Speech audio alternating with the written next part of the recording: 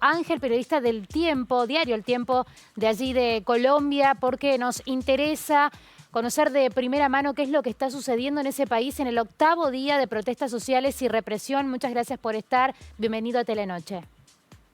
Hola, ¿cómo están ustedes? Un saludo desde Bogotá. Muchísimas gracias por invitarme. No, por favor, un placer. Bueno, nos interesa el contexto, ¿no? ¿Qué es lo que desata, cuál fue el detonante de esta rebelión popular?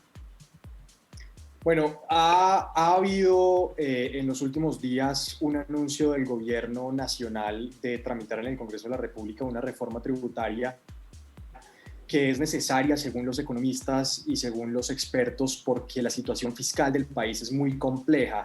El nivel de la deuda es de cerca del 70% del Producto Interno Bruto y hay unos programas que implementó el gobierno durante la pandemia para rescatar a personas que se encuentran en pobreza y en pobreza extrema, para entregarles subsidios y que no podrían continuar de la forma en la que se han entregado durante la pandemia si no se realiza una reforma tributaria.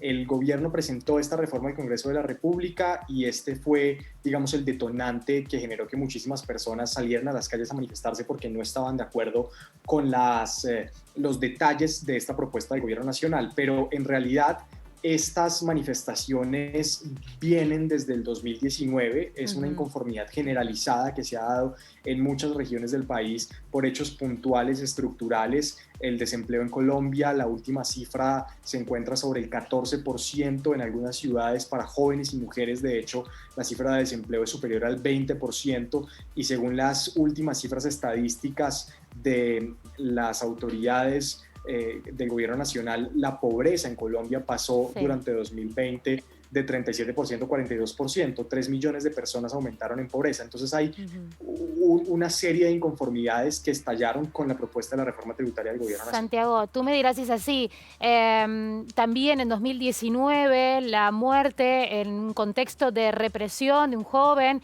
generó un fuerte rechazo social y la actitud que ha tomado el gobierno de Duque en estos días de también reprimir la militarización, ¿eso recrudece, esto genera que muchas más personas salgan a la calle?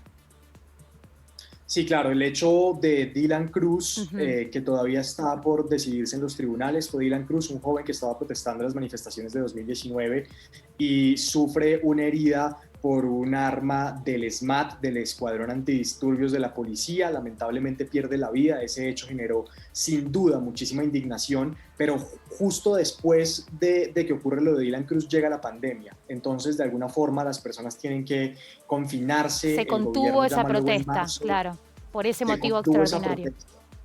Es Ujú. cierto, pero también hay que decir que aunque ha habido una serie de abusos de la policía en estas protestas de este año muy evidentes, estamos hablando de jóvenes que han muerto por disparos de la policía, también hay civiles, hemos visto y está comprobado, civiles que están armados, y también hay que decir que hay presencia de células urbanas de grupos armados ilegales.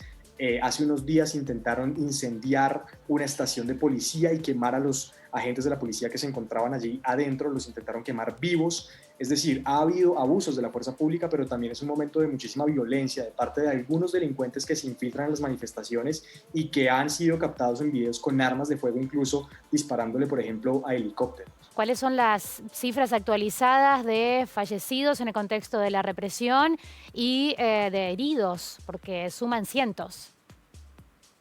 Sí, hay hasta ahora 24 personas, según las últimas cifras de la Defensoría del Pueblo, que han muerto en esta semana, estos 8 o 9 días de manifestaciones. Uno de ellos fue un policía de la SIJIN que fue herido por puñaladas en una zona al sur de la capital del país. El resto son civiles que han muerto en las manifestaciones en 11 casos. En 11 casos, la Defensoría ha identificado ya que los autores podrían ser miembros de la Policía Nacional. En otros casos, las investigaciones continúan porque, como les he dicho, hay civiles armados disparando y por lo tanto no se puede determinar con exactitud quiénes son los responsables de esas muertes, si la policía o estos civiles que han disparado contra la policía. Y la cifra de heridos en estos días de manifestaciones está todavía por determinar. Entre la policía y civiles se habla de más de 500 personas heridas. En este contexto, la renuncia de ministros, el presidente que retira el proyecto. Sin embargo, este clima de tensión no cesa. Así es, el gobierno nacional retiró la reforma tributaria, el ministro que era autor de la reforma renunció al gabinete, pero los sectores que están en las calles están pidiendo más cosas. Hay otra reforma que está en curso, que aunque no fue propuesta por el gobierno nacional, sino por uno de los partidos en el Congreso, que es la reforma a la salud, también están pidiendo los manifestantes que sea retirada. Hay otras reformas que se están discutiendo, una reforma a la justicia también se está discutiendo en el Parlamento, pero los manifestantes están pidiendo, le están exigiendo al gobierno también otras cosas fuera de las reformas y de las propuestas del gobierno, una renta básica, un pago mensual para las personas en pobreza y otros asuntos que no tienen que ver con iniciativas del gobierno, pero que quieren discutir con el presidente Iván Duque.